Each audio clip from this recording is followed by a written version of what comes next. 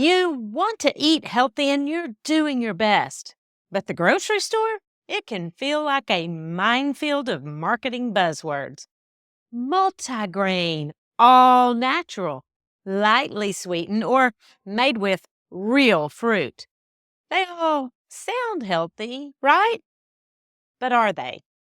We're going to look at the sneaky and misleading world of food marketing under a magnifying glass today so that you know how to shop smart at the grocery store. I'm Dr. Vickie Petz Kasper. I practiced obstetrics and gynecology for 20 years until I landed on the other side of the sheets as a very sick patient. When my own body betrayed me, I took a handful of pills to manage my disease and another handful to counteract the side effects. My health was out of control. Through surgery, medications, and lots of prayers, I regained my strength only to face another diagnosis. My doctor challenged me to make radical changes through lifestyle medicine. Now I feel great and I want to help you make changes that make a difference. Healthy Looks Great on You podcast takes you to many medical schools so you can learn the power of lifestyle medicine. If you're ready to take control of your health, you're in the right place. Whether you're focused on prevention or you're trying to manage a condition, I'll give you practical steps to start your own journey toward better health, because healthy looks great on you. Being healthy isn't just about willpower, it's about knowledge. And once you learn how to spot these tricks, you'll shop smarter, eat better, and feel more in control. This is episode 169. Don't fall for marketing tricks in the grocery store. You really do want to eat healthy, and you check the labels and try to make good choices. But let's be honest, grocery shopping can feel like walking through a maze of healthy-sounding words that don't always mean what you think.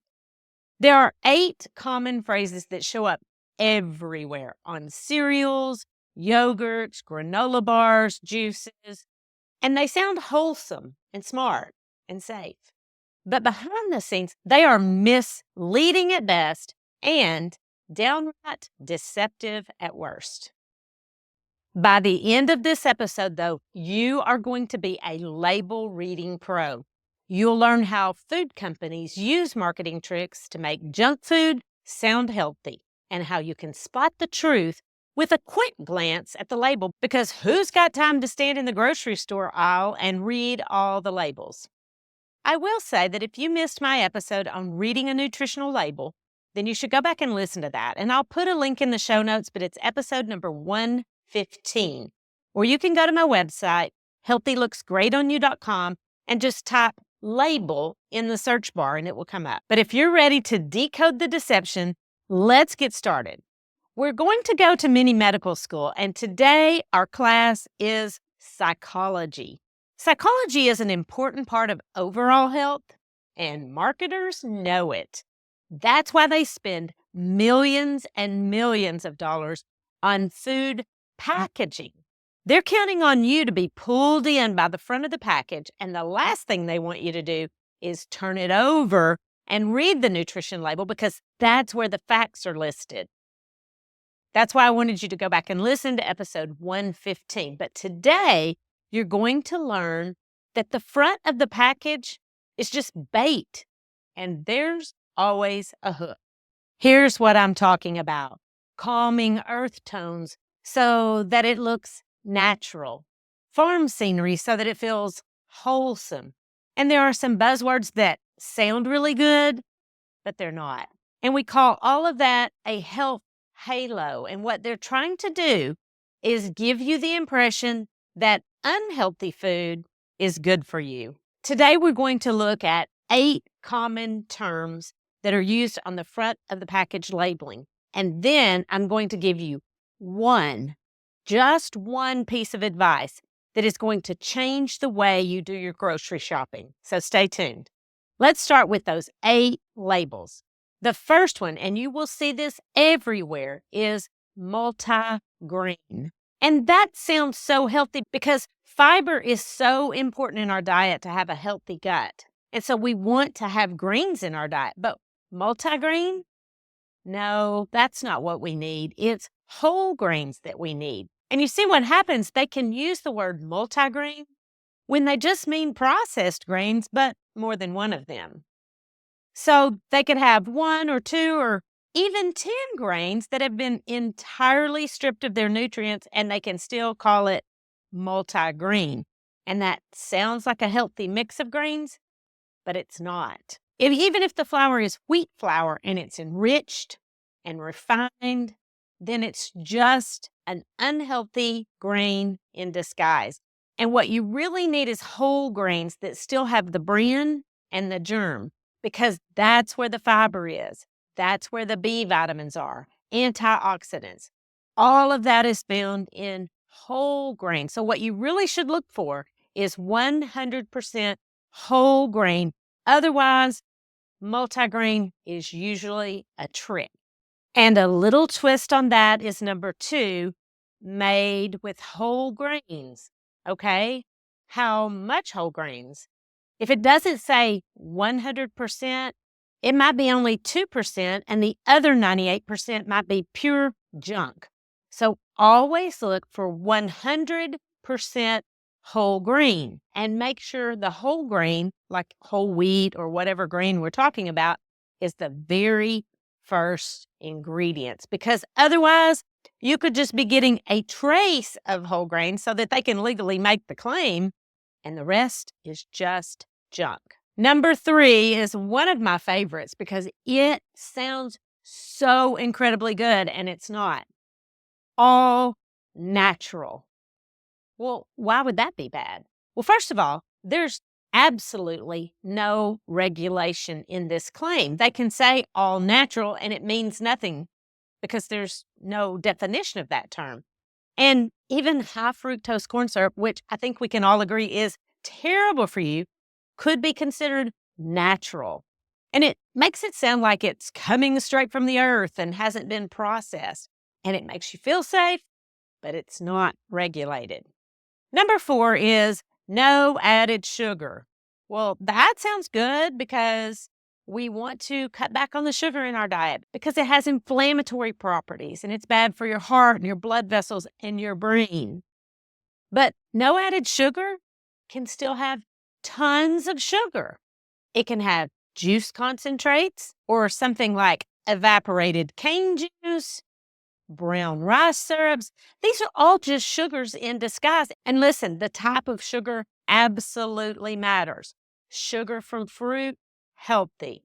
Sugar from processed foods, very unhealthy. And speaking of fruit, that leads us to the next deceptive marketing term, which is made with real fruit.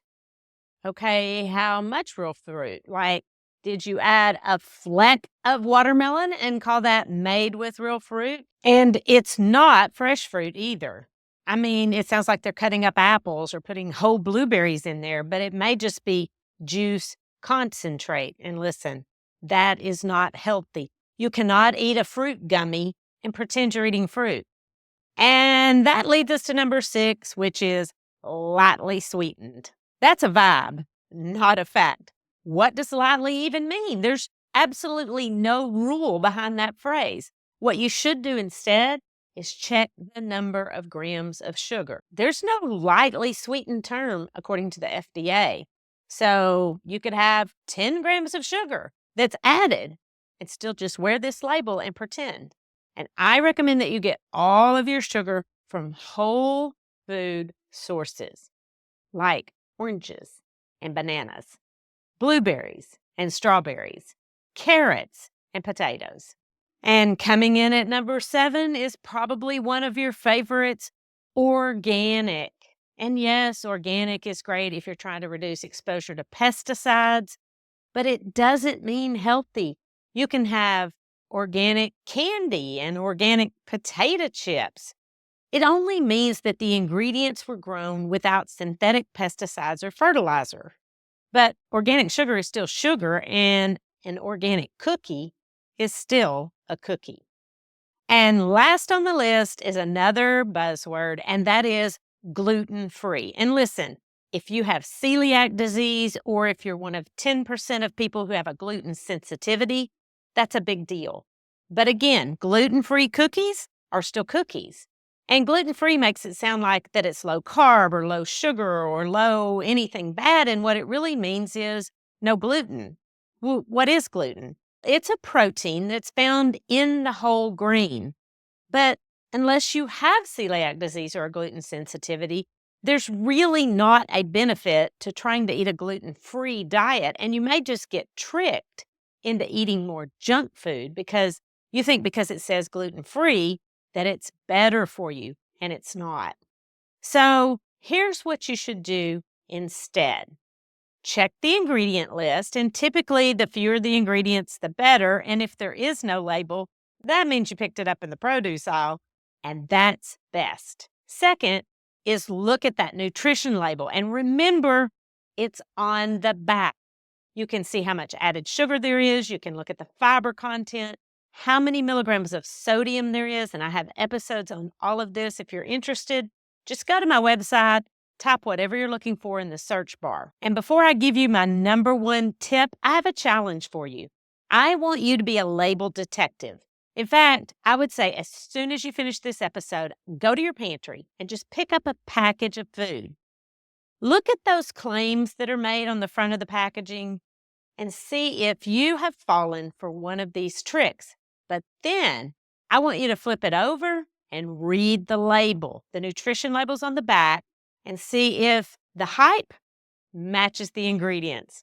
And don't worry, there's no test on this for many medical school, and you don't have to be perfect, but I do want you to be aware. Here's your one tip. Never look at the front of the package. There is literally no information there that you need. Flip it over and read the back label. If you want to take it to the next level, then try to eat foods that have one ingredient, like spinach or beans, because real food doesn't need a marketing tip. If this episode has made you look at your grocery cart a little differently, that's a win. I recommend that you go back and scroll through old episodes to get more tips like this. But if you learned something really helpful and new today, would you consider subscribing to this podcast or leaving a review? Even better, share this episode with a friend who's trying to get healthy too, because we need to spread the truth and not marketing hype, because healthy looks great on you and all of us. The information contained in this podcast is for educational purposes only and is not considered to be a substitute for medical advice. You should continue to follow up with your physician or healthcare provider and take medication as prescribed. Though the information in this podcast is evidence-based, new research may develop and recommendations may change.